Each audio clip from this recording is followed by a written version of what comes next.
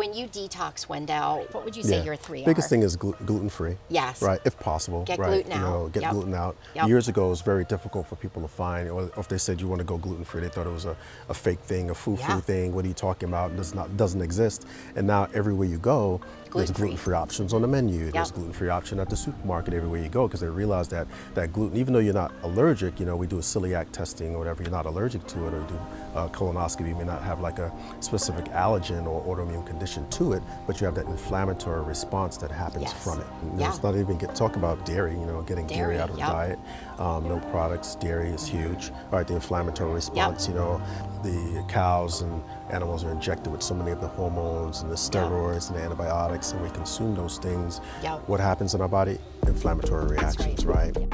Lastly, I'm a big, huge proponent of green cruciferous vegetables.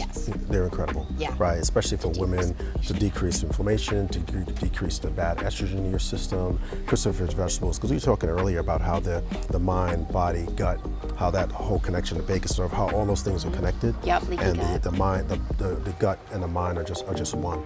And you know, I think it's malpractice really for someone to say go to a psychiatrist, get 16 medications, but never ever at least one lab test to see, are they deficient in B12? Do they have a vitamin D deficiency? Are the men deficient in testosterone? Sometimes we fix that and they come off some of these antidepressants, et cetera. Sometimes they need it, but sometimes again, it's the gut and the brain balance that needs to be looked at, right? So the gut and the brain. And deficiencies. And how about sugar? We talked a lot about sugar in our cooking episode. When I talk about detox, it's always, let's start with gluten, dairy, and added sugar.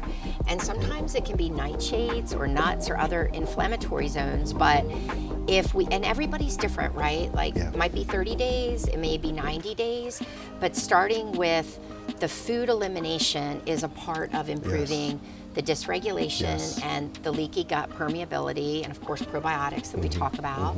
And alcohol. Then, alcohol. So alcohol, you know, we both love it, right? Let's be honest, you know, I love a great glass of red wine, and the problem with alcohol in our society is that we rely on it. We're stressed at the end of the day.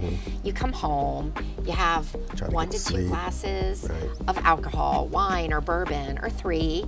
And what you're doing is you're disassociating from feeling dysregulated. And by disassociating, what it's doing, alcohol's actually raising your cortisol.